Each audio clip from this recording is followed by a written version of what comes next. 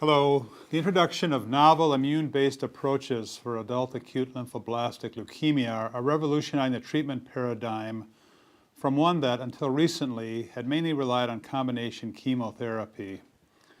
However, for older patients with ALL, survival still remains poor, and there is a need for less intensive but effective treatment strategies. In this OncLive peer exchange panel discussion, we will be looking at new data, including from the ASH 2018 meeting, to shed light on how the most recent data will be used to shape the way we treat our patients. I'm Dr. Mark Litso, a consultant in the Division of Hematology and Professor of Medicine at the College of Medicine at the Mayo Clinic located in Rochester, Minnesota. Participating today on our distinguished panel are Dr. Jay Park, a hematologist, oncologist, and staff member at the Memorial Sloan Kettering Cancer Center, specializing in the care of patients with leukemia. Dr. Bijal Shah is a hematologist-oncologist specializing in leukemia and lymphoma at the H. Lee Moffitt Cancer Center and Research Institute in Tampa, Florida. Finally, Dr. Anthony Stein, clinical professor and co-director of the Geer Family Center for Leukemia Research within the Hematologic Malignancies and Stem Cell Transplant Institute at City of Hope in Duarte, California, is with us. Thank you for joining us. Let's begin. I'd like to start off by discussing the classification and molecular cytogenetic risk stratification for patients with ALL and what current prognostic factors we think are most important. Bijal, can you lead off on that? Absolutely. I think it's a great question. And I think it's very important to risk stratify as we think about how we prioritize care for our patients. I'm going to begin by saying there are two broad classes before we even begin to get into the cytogenetic molecular risk, and that is the unfit patient and the fit patient. And understanding that without question informs the intensity with which we're ultimately able to approach our patient, and based on information from this meeting, potentially the application of novel agents such as blinatumomab in that frontline setting as opposed to waiting until relapse. As we move beyond fit and unfit, now what we're really talking about again are the cytogenetic molecular features which may help to define therapeutics first and foremost, and that's the Philadelphia chromosome translocation. Seeing that implies a need for the addition of tyrosine kinase inhibitors, whether that be imatinib, dasatinib, nilotinib, bosutinib, it seems as though, or ponatinib.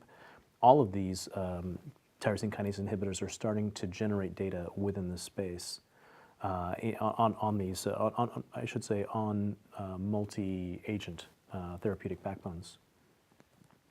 Moving beyond the Philadelphia positive, I think the next big group which we need to better understand how to treat, though we certainly recognize it informs treatment outcomes, are the MLL rearranged leukemias and the hypodiploid or P53 mutant leukemias. And these remain, without question, a treatment challenge, even with the novel agents that we have in hand. And more likely, at this point in time, is going to inform decisions like, do I consider allogeneic transplant in first remission, rather than informing a specific therapeutic approach? And I say, perhaps.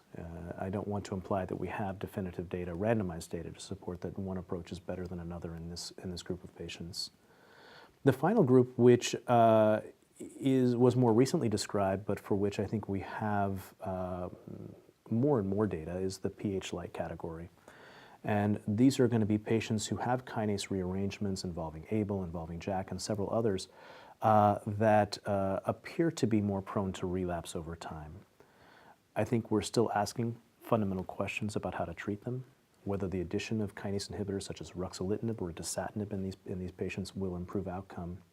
I think the other, perhaps now slowly resolving issue is how we define them. And the pH-like ALLs in the past were strictly defined by a specific gene expression profile. And I think more and more of us in the field are moving towards identifying them based on a cytogenetic, or in some cases, at some institutions, even IHC expression profiles, so more specifically, overexpression of CRLF2. And so as we see IGH-CRLF2 rearrangements, JAK2 rearrangements, and others, I think more and more of us are feeling comfortable calling these pH-like, even in the absence of gene expression profiling, to definitively call that. In the TALLs, it gets a little bit more complicated, and I think what we are left with in TALL are really immunophenotypic subcategorizations, early T precursor, cortical subtype, and mature TALLs, with some data suggesting that early T precursor ALL is going to behave much more inferiorly than their counterparts. Again, in the pediatric setting, this may be a little bit different.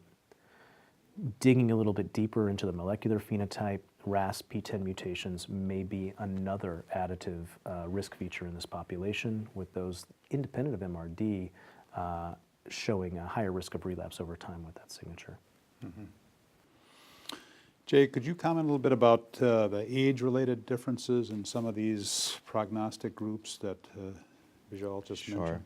So I think the information that we have is the Philadelphia chromosome positive incidence increases with age. So for the BCR-ABL, transcript positive or translocated ones, the incidence increases over the age. So if we see patients over the age of 60 or so, I think the incidence we can estimate about 40% or about the pH positive. So I think when we see newly diagnosed ALL patients, in the older age group, that this is definitely the one, the testing for all patients should be tested because treatment is vastly different, but the incidence increases for pH positive ALL. The pH-like, I think that's information that we're gathering for adult ALL, so incidence is higher in the pediatric patients, and it seems to plateau out in the young adolescent age, and then the plateau seems to continue beyond that age group. So it doesn't appear that there's an increased incidence as you get older beyond that group. But that also should be another factor should be considered to be tested. Mm-hmm. Well, thank you. That was a very comprehensive assessment. Anthony, yes.